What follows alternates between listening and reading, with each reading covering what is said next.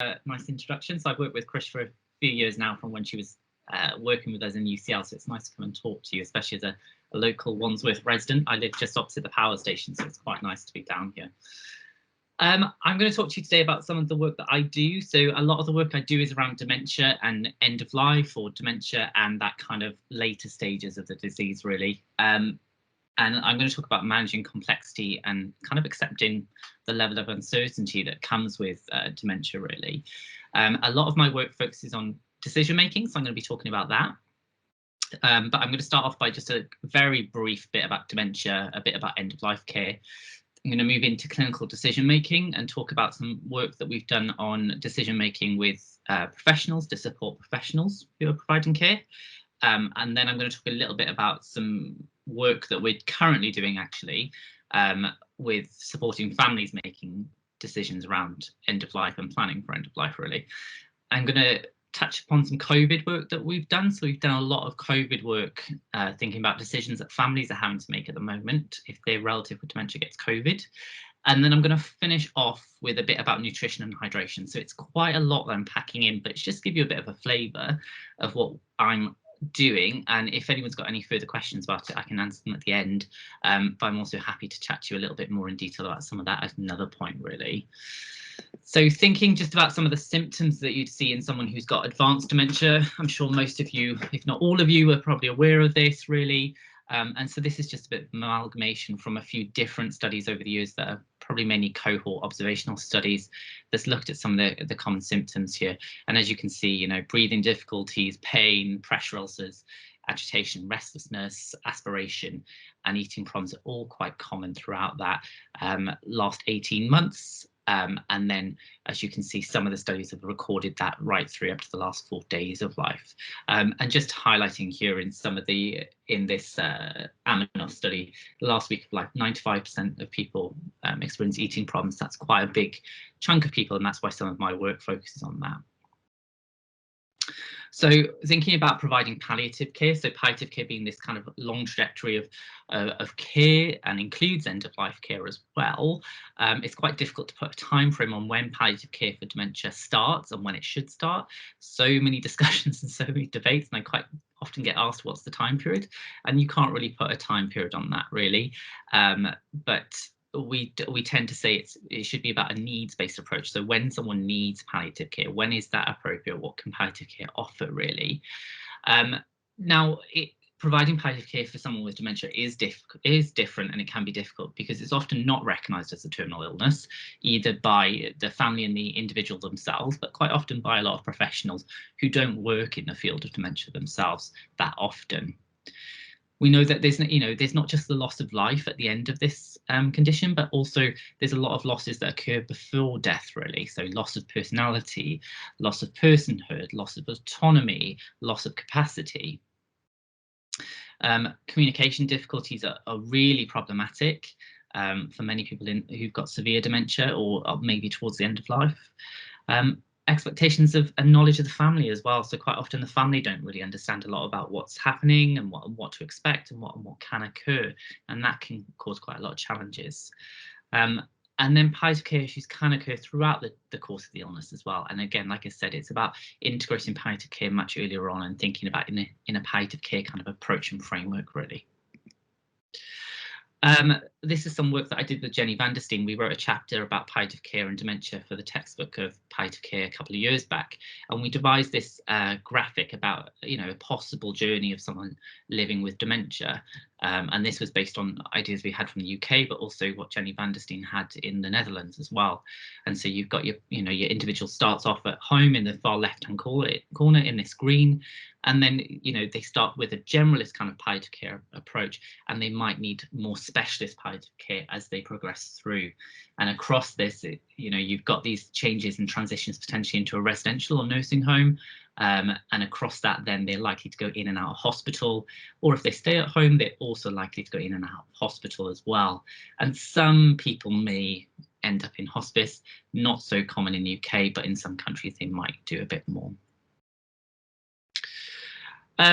And like I said, it is really difficult to put a time frame on when palliative care should start or when end of life is near. and it is complicated. We've just done a bit of a literature review at the moment. One of my master's students has looked at how end of life is defined in the literature and clinical practice, and it's quite often using quite singular outcome measures, single domains around capacity, around function.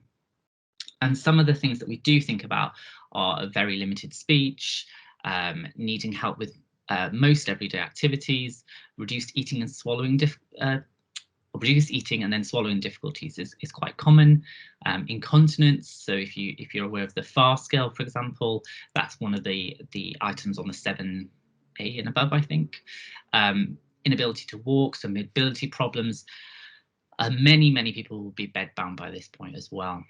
But also, it's important to acknowledge that end of life can occur at any time, because there might be other comorbidities going on. So people will often, they're older, they'll have other conditions going on. They might get cancer, for example, which will mean that they might not be dying with dementia, but they might be not dying from dementia, sorry, but dying with dementia.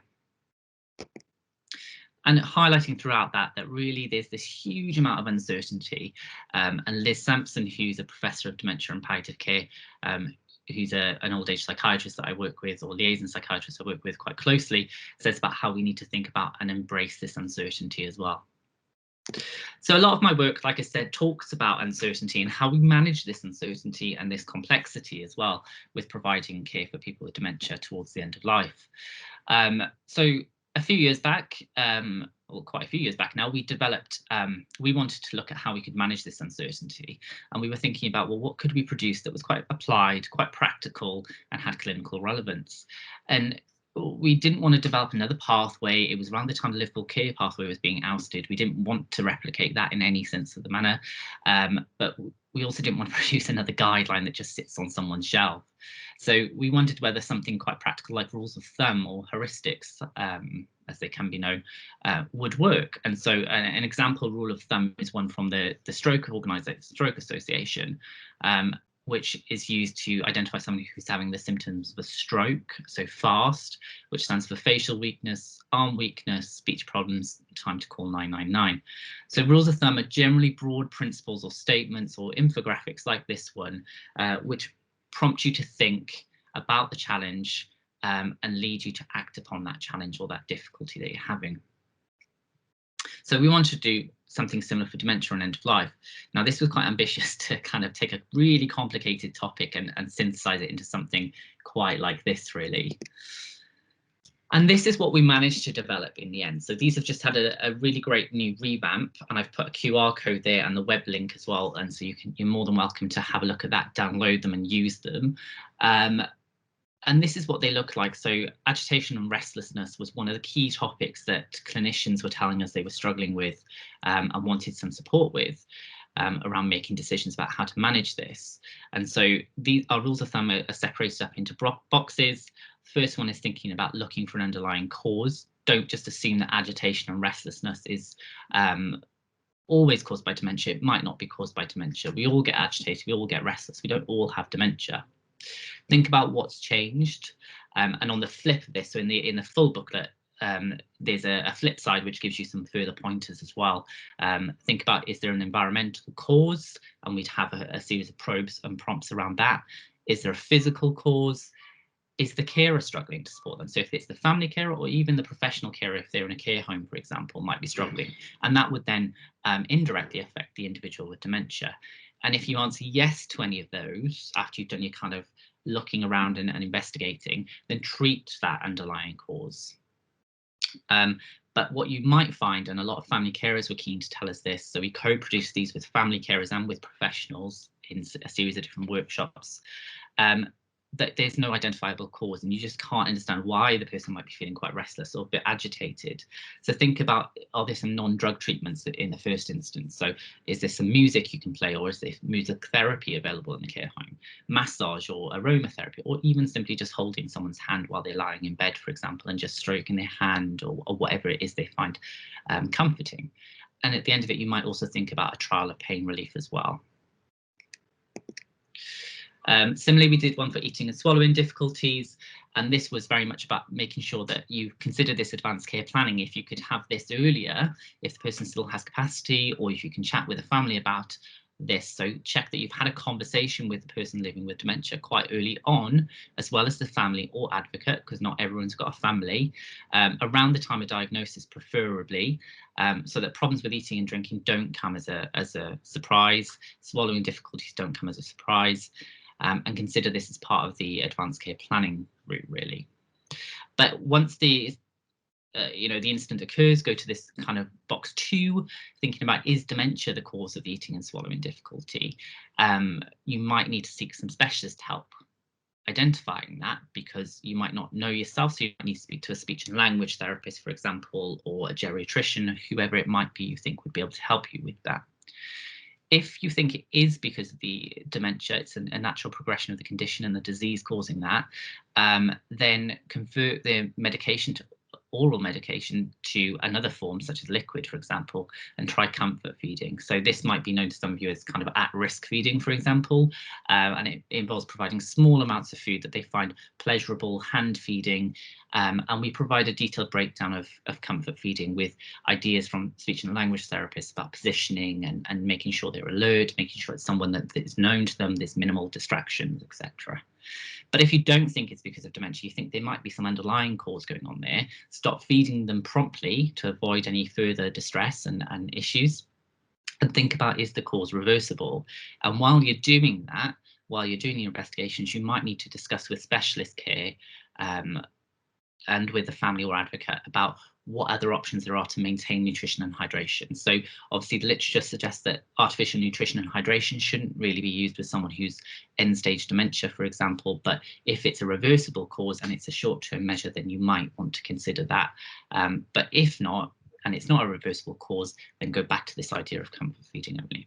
So like I say, they're available online now. They're used in quite a lot of training within the NHS. So in Greater Manchester, they use them as part of a training programme between hospices and care homes, but they're also used in hospital trusts as well in various parts of the NHS. So after this project, we were kind of thinking about, well, what additional support is needed for other people in terms of supporting family carers, because these tools were quite clinical. And what could we do to support family carers better, really, with making decisions? Because we know that the majority of people with dementia live at home, either in their own home or they live in a care home, where families are still heavily involved in supporting decisions about that person's care. We know there's about 700,000 family or friends acting as carer, and we know that caring for someone with dementia is probably one of the most difficult forms of caring there is. There's much higher levels of depression, emotional distress, strain, compared to what family carers of people, for example, with a physical impairment would experience. But we also know that many people with dementia will reach the end of life without having actually had an advanced care plan made, without having discussions about their end of life and what they would like to happen towards the end of life. Quite often when we talk to people, they say that, oh yeah, we've had that conversation, but when you explore a little bit deeper, all they've done is they've had a discussion about what their funeral arrangements will look like, and they've not thought about the care necessarily that they might want to receive. So we also know that quite often it's not just the individual, but it's also the family, and quite often professionals as well, if they're inexperienced or they don't work in this field that often, that just don't have those conversations because they're not comfortable with having those conversations, or they don't feel confident with having those conversations. So the conversations don't happen. And quite often that then means that decisions are left to family or friends, and professionals will look to the family or friends to make decisions with them in a shared decision-making way, hopefully, about what were their preferences, what did you think they would have wanted in this instance, and that puts a huge amount of strain on families. So we wondered if something like a decision aid would support families when they have to make these quite tough, difficult decisions when there isn't an advanced care plan, or they've not had an in-depth discussion about that. Now, decision aids are quite commonly used. I'm not sure if you've seen them through your work within the NHS, but quite often they're used for surgical procedures. So in surgical departments, they'll give out decision aids to patients to think about what are the different options available to them with something like a cardiovascular issue, for example, a surgical option versus a non-surgical option, or vice versa. And so they're normally a communication tool. They're normally paper-based, and they're designed to kind of help people make a very specific and deliberated decision from a series of different choices. And decision aids will specify what decision needs to be made. They'll provide the options for that decision, usually at the associated outcomes and probabilities with those options, and the pros and cons for those options as well. So it might include things like the information on the disease, the health risk factors, information on others' opinions. So what did other patients think, or what do professionals think about this? And sometimes there'll be some form of guidance or coaching from someone within that as well. So we wanted to see, could we develop a decision aid that's quite practical, that's quite interactive in its nature, that patients could take away and write down what they think, or the family carer in this instance could take away and just write down what they think about the different types of decisions that they need to make and what the options might be for them. So we did a series of interviews, again with family carers, but we also spoke to people living with mild dementia to look at what did they foresee as the big decisions that their family would have to make, and how would they want them to consider those decisions importantly. So what would they want them to think about? And we prompted them with some specific decisions we knew that families had told us in the family carer interviews. We often spoke to bereaved carers where they told us what the types of decisions they were having to make. And so then we spoke to people with dementia to say, well, how would you want your relative to make this decision, and would you want them to make this decision? So in doing this, we identified 4 main decisions. They talked about changes in care, and this was we combined lots of different decisions into this. This was, moving into different care settings, so moving into care home or nursing home. They talked about increasing the amount of care that came into the home, so having professional carers come into the actual home to support the family. Then we talked about managing eating and swallowing difficulties. So like I said, this was quite a big thing that came up in a series of different projects that we've done really, and how they could support that. Everyday well-being of the person with dementia, and this covered a huge variety of different things, and this covered things like ensuring that they were comfortable at home, that they weren't feeling agitated, that they weren't distressed, that their mood was good, but also some physical things as well. So how did you manage incontinence, for example, which we know is quite often a tipping point for family carers at home, that often kind of leads to that person being moving into a care home, for example. And then the final one was around healthcare tests and medication. So a lot of family carers felt responsible for making decisions about whether they should have certain healthcare tests, whether they should have certain treatment, whether they should be on certain medications, and felt a lot of responsibility on that, when professionals were saying, well, it's not the family's decision to make really, and they shouldn't be making that alone. They can't make that decision alone. So we've developed this part of the decision aid to really engage and promote discussions between families and professionals to encourage that kind of shared decision-making approach really that we should be using. Oops. But also, I just wanted to highlight this, which as an academic, maybe I'm overstating it, but I thought it was quite interesting. So what we managed to do from our interviews was map the decision-making process that family carers went through really, but also consider the context in which these decisions are made. So there was a lot of contextual factors that carers were talking about in terms of when they were making decisions. So thinking about the social support that was available to them, and quite often in the literature and clinically, people think that social support is really helpful and really needed, but actually a lot of people were telling us that it wasn't helpful, and not all the people around them were being supportive and helpful for them. They also thought it was important to understand what their role as a carer was and what their role as a decision maker meant, really. Personal preferences were really important. So knowing whether the individual's personal preferences, thinking about whether that individual has the capacity to make decisions themselves, and what's their current health and well-being status as well. Whether there was any advanced care planning or an LPA in place for health and welfare. And then within the process, there was 7 kind of processes steps in that process of making a decision. So it was around identifying who the decision maker was, who the team were, and who was involved in that decision, sharing and exchanging information around that decision and that problem, clarifying the values and preferences of the individual, and all of those involved. Sorry, that's been cut somehow in the formatting there. Step 4 was around managing and considering the emotions, which was really key in dementia, because there was often quite heightened emotions, with the family feeling a huge amount of responsibility, as well as dealing with all the loss that was happening with the individual. Considering what the feasibility of these options were. So quite often this came down to finance, for example, and whether this was the most appropriate decision to be making. And from that, they could then balance between what was their preferred choice, so whether it was going into a care home, for example, or keeping them at home, with what the actual choice was that they had to make, and balancing that, and then reflecting once they've made that decision on what the outcome was. So we think with some more work, so I've worked with a lot of clinicians around this, we think that with some more work around operationalising the model, it can be used further to provide a bit of a framework for communication, for discussions with families, with professionals, but also with the person with dementia as well, for how to initiate discussions around advanced care planning or making decisions about the future. And it can be, I think it can be helpful for the carer to take away and do that as well when they're caring for someone who's lost capacity, really. But overall, the kind of model, I think, helps to break down some of this decision-making process and kind of simplify the process while capturing those kind of subtle nuances of decision-making. So from all that, we've then done a series of co-production or co-design workshops where we've worked with professionals from a range of different backgrounds, but also family carers and people living with dementia themselves. And we took our ideas from our qualitative interviews as well as what we had in the literature to really help us produce a decision aid. And so this is a couple of screenshots of what we've done. So those 4 decisions that I talked about earlier, so eating and drinking and everyday well-being, for example, are all part of our decision aid. So the decision aid is really interactive. It helps to clarify what is the problem. So you can probably see, if you can see it on your screen, in this box here, so you'd write down any concerns or difficulties you're having with your relatives eating and drinking at that point. So what's the actual difficulty? And what decisions you need to make about that. So is it, how do I manage eating?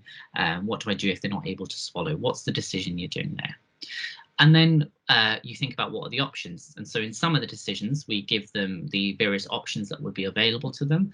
But in some of the other ones, it's so broad, like well-being, for example, that we encourage them to think about, well, what do you think are the options available to you? And encourage them to think that through with whoever it might be at the memory service or at the general practice, for example. And then we think about what are the pros and the cons available to them for those different options. And again, based on a lot of theory that we've identified, decision-making theory, it's important to encourage the individual to think of the pros and cons. So encourage the family carer to think about what the pros and cons might be of those options, as well as provide some of them in the booklet as well. We provide some really sections that I really like, which is the Mythbusters, which I've put here really. And so people continue to eat as much at the end of life as they always do. Well, this is false. There comes a point when it is okay to accept that they are eating less, and you do not need to continually encourage eating. So it's about providing some Mythbusters there. So we worked very closely with adult nursing, with GPs, with psychiatrists and geriatricians to create some of these here. And then we have an FAQ, and also throughout this to kind of make it a bit more real and a bit more inviting, and that people will take notice of what's been said. We have quite a lot of quotes from our interviews of what people with dementia have told us, but also what carers and professionals have told us as well. So you can see on this next section here, we've got some quotes and speech bubbles, and we also have some storytelling as well. So it sounds a bit childish, doesn't it? Not storytelling, but some kind of case studies about what's happened and how people made those decisions. So it breaks it down. This was their problem, and this is how they dealt with it. And you can see then we tabulate some kind of pros and cons. So why would you choose this? How much does this matter to you? Why would you not choose it? How much does this matter to you? And then at the end of that, hopefully they can record what their preference is, if they're making a preference, or what their decision is. And again, we encourage them to think about talking to their health and social care teams about that. So that's currently being tested at the moment in with family carers. So we recruited about 27, 28 carers, and we're doing some feasibility testing at that, looking at can we collect the data basically, but looking at decisional conflict. So how confident do they feel in making decisions? And other things such as stress and anxiety, and quality of life as well of the family carer. And hopefully then we'll be able to roll that out wider after that. So it's literally just coming to an end. We've been doing that for 6 months. We've got incredibly positive feedback off family carers. They really, really like it and think it's been really helpful. We specifically targeted people that were in the later stage of dementia or towards the end of life. But actually, a lot of people have come back to us and said, you know what, this would have been more helpful, much earlier on, actually. So we need to consider that going forward as well. Moving on, but on a similar kind of topic. So after we had created that sometime early last year, and obviously then the pandemic started, and that kind of halted a lot of what we were doing with that study. But also we realised that a lot of what we had done in that study would be really helpful for the current context of COVID. So, you know, there was about 850,000 people living with dementia in the UK at that time, and you know, around now this is going to increase to about 1.6 million people by 2040. And a recent report from the Alzheimer Society showed that around just under 28% of COVID deaths had dementia. So there was a large proportion of people who were dying from COVID who had dementia. We also know that from the Carers UK that there was 4.5 million additional carers providing unpaid care. Now, admittedly, they're not all dementia carers, but a large proportion of those would still be dementia carers as well. And during the pandemic, there were significant decisions that these 28% of dementia relatives were having to make about whether that person should go into hospital, what care do they need, what treatment do they need, do I call services and healthcare, do I not call them, do I still have staff come in and support me at home even though there's a risk of COVID, is it time for them to go into a care home because I'm really struggling and the pandemic has made this worse. And so there was huge significant decisions that we were seeing people were having to make, and there was loads of activity on Twitter, on social forums, for example, and we thought, you know, we could use our decision aid here to some extent to help people with this. And many people were saying they felt unsupported because, you know, NHS services were so stressed, so stretched, and social care services was so stretched as well. And outside of the health and social care as well, charities were really stretched and they couldn't provide all the services. So they felt really stretched, they felt a bit unsupported and didn't know what the best thing was to do. And around this time, we also had these huge storylines about do not resuscitate orders as well, and the way that some people were being encouraged to do them without actually knowing what they were doing. So we got some really quick funding. We were the first dementia care study to be funded by the UK Research and Innovation, UKRI. So this was government funding that was put aside for COVID research. There was huge amounts of funding, and we got one of the first projects to do a very rapid 5-month study. And as part of that, we wanted to look at how we could develop a decision aid to support families who are making decisions about care for people with dementia and COVID. So we did a rapid review, which has since been published in Age and Aging, so the reference at the bottom of the slide there, to look at what factors influenced place of care and place of death in older people generally, and what could we learn for COVID. So we looked at the common decisions people were making in relation to older people and found that across these reviews, so it was a review of reviews, the common theme was outcomes of decision making was about deciding on place of care and place of death. Some of the factors that we found to influence the decision making process and the outcomes of decisions was about having a family carer, the carer's ability to cope, the availability of multidisciplinary teams, having an advanced care plan, and whether that had been completed and people could relate to that. But also there was huge aspects around cultural appropriateness. So being sensitive to the cultural appropriateness of the individual was really important about making decisions for those without capacity, and when there was a role for a proxy in that as well. And what we also found was there was a need for continuous review of decisions. It wasn't just a one, you know, quick decision is made and don't review it again. We had to review these. We did some interviews with support line staff, so 2 major charities that were doing calls with people with dementia and calls with people who were end of life as well, and spoke to them about what they were finding. And they said people were calling them up because they were really confused about, as I'm sure we all were, the rapidly changing kind of government guidelines. They were really confused, they didn't trust the government. This was leading to a lack of trust in health and social care services as well. They didn't know whether they could engage in support and help, and what help was available. They'd seen on the news that, you know, NHS is really stretched, you know, your GP is really stretched. So they felt guilty contacting further support, and they didn't want to be part of that burden on the NHS. They were really concerned about care transitions, in particular going into hospital. Again, visiting wasn't allowed. There were stories about people dying in hospitals on their own and not being able to say goodbye to their relatives and their loved ones, and that really scared people. But there's also this idea of pandemic motivated care planning, and I think this was really interesting as well, that people were having to make very rapid care plans in the instance, and this came in around the DNA CPR as well, for example. And then we also looked at an online forum to see what was happening there. And the entries on the online forum really demonstrated that carers were feeling quite overwhelmed. They experienced a lot of guilt and anxiety when not being able to visit people in a care home, for example, or not being able to be with people at the end of life, like the support line staff had told us. And they just didn't know whether it was appropriate to take someone to a care home or move them at that point, really. So the decisions people were having to make during the pandemic, as to, deciding whether to go into hospital, deciding whether to go to a care home or whether to visit someone, these were made even more challenging by the pandemic itself, and especially when they thought, I'm not going to be able to see them again, and when would be the next time. And then alongside this, we also did a very small study where we interviewed 15 people, so 11 family carers and 4 people with dementia from Black and minority ethnic groups. So we focused on South Asian groups and Afro-Caribbean backgrounds as well. And we looked at how the pandemic was impacting them. And understandably, fear and anxiety was the huge kind of underlying or overarching kind of idea here. But there was huge issues around food and eating. So carers were talking about they just couldn't go out and do the food shopping. They couldn't get online shopping. This was really stressful and worrying for them. But it also meant that they were having food packages delivered to them that was happening early on in the pandemic. And these were arriving with culturally inappropriate foods, really, and that they couldn't eat and were pretty much useless to them.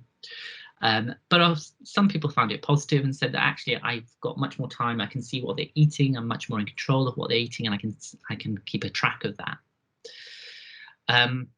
There was a huge amount around isolation, in particular with carers. So carers were restrained because their usual outlets to kind of let go of being this, a carer for their mum, those outlets had now gone. So their identity was all consumed with being a carer, and that was really difficult for them.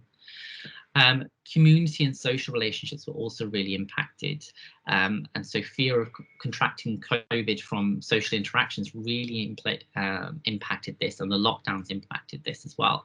And in particular for people from religious backgrounds, personal prayer became so important because they couldn't go out, they couldn't go to churches, they couldn't go to mosques, they couldn't go to synagogue, for example. And also along that was funerals, and this was really problematic. Limit on the number of people that could go to a funeral, where in some cultures, the number of people and the size of the event means so much, and it represents so much about that person. But also being able to see the person before you bury them, or having a short time period for when they should be buried, impacted some people as well. And then there was issues around adapting to COVID and how people with dementia couldn't really grasp that. There was further issues around social isolation and support. So whether they let carers into the home, for example, like I talked to you earlier, they were really stressed and struggling with that idea and whether that should happen. Medical interactions changed, so the amount of services that were available to them, especially practical services, were vastly changed, and online consultations and experiences with that as well. And then they talked a lot about planning and decision making. So what we wanted to focus our decision aid was around how to manage care at home. If you've got someone with dementia at home, how can you manage that? How could you support a relative or a friend who was living in a care home, especially if you couldn't visit them? And what should they go into hospital? So when is it appropriate for someone to go into hospital? That was something that people were really scared about, really. And again, this is what we've developed. So through an iterative process, we developed the decision guide. We used the information that we gathered from online, from forums, from our interviews, and from the literature review to really develop this guide. So we ran a series of virtual code design workshops with, again, leading experts in the field, with people living with dementia and family carers. So we had palliative care doctors, geriatricians, psychiatrists. We spoke to Alistair Burns as the dementia lead for NHS England to really help us develop what we needed to do within this decision guide, really. And it was a series of iterations that were reviewed by these professionals on a variety of occasions. So the outcome of this was a kind of user-friendly document which guides the user through the process of making these decisions. We wanted to make sure carers were equipped with the necessary information and knowledge to be able to make informed decisions, really. So in doing this, we provide an idea about what are the common symptoms of COVID-19. We knew that older adults were presenting slightly different to just symptoms of high fever and a new or continuous cough, for example. We knew that people with dementia might have mild symptoms such as fatigue or delirium and dizziness. And this was really important because we wanted carers to be able to identify some of the early symptoms, really. And then we had sections in this where we got them to think about their advanced care plan. So if they did have an advanced care plan, what did it say, and to record that. Thinking about CPR, so what did CPR mean, and have you spoken to someone about that, and encourage them to speak to someone rather than just read information about it. To reflect on the wishes and the preferences of both the individual with dementia, but also them as a carer, and then to think about some of the legal aspects around that, so the MCA and best interest decisions as well. And then what we also did at the end of the booklet, after the decision sections, we also had bits around supporting you as a carer, because we found that a lot of carers were actually not, thinking about themselves as well, and how they could look after themselves, and thinking about who was in their social network. So we got them to think about who might be in your social network, who can help you to map that out, and some tips on looking after yourself. So my colleague Nurea Capelli, who co-led this project with me, has done a lot of work on compassion in family carers as well, and so she wrote quite a lot of that section. So it's had amazing success, this project. It's been implemented in the NHS England dementia COVID-19 pathway. So you can download it on, again, this link here or this QR code. It's available freely to use. It's being used by carer organisations and multiple community teams. It's being used by hospital trusts to help arrange discharge planning, for example, in North Middlesex Hospital, and a variety of different teams across the NHS. And finally, for the last few minutes, I'm just going to briefly just talk about nutrition and hydration. So it's a bit of a jump, but it's still related to some of the common challenges that we see in people with dementia in the later stages. So we know nutrition difficulties are really common among people with dementia. In the earlier stages, they might be associated with kind of changing perceptions of food, but they might have also difficulties with motor skills, or a lack of attention and being able to feed themselves, for example, and sit at the dinner table with their family. And that progresses on to no longer being able to feed themselves. They might also develop swallowing problems, which are quite common towards the end of life, but can also occur much earlier on as well.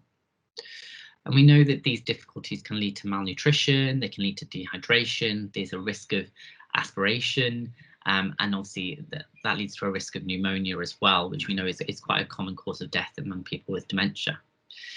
And we know that this is one of the most common and distressing symptoms that carers talk about, is that they can't help their loved one eat and drink, or they feel like their loved one is starving to death, or they're dehydrated. They really, really struggle with this. But we also know that there's a lack of recognition that this, you gradually eat and drink less and less as you're dying, and it's a natural process of dying and progression of the disease, really. So again, we wanted to develop something that would help carers who are currently providing support for someone with dementia at home. And we originally said at the end of life, but we kind of turned it and said through till the end of life, because there were multiple challenges that you couldn't specify a time point necessarily for. So we did 21 interviews with family carers, and we did 20 interviews with professionals, and we spoke to a variety of different people, so dietitians, nutritionists, speech and language therapists, psychiatrists, geriatricians, everyone. And what we found, so again, the references are here if you want to look at the full papers, was family carers really need to be aware of the potential eating and drinking difficulties before they occur, because they often occurred and families didn't know that this was going to happen, or that this could happen, and this led to a lot of distress among people.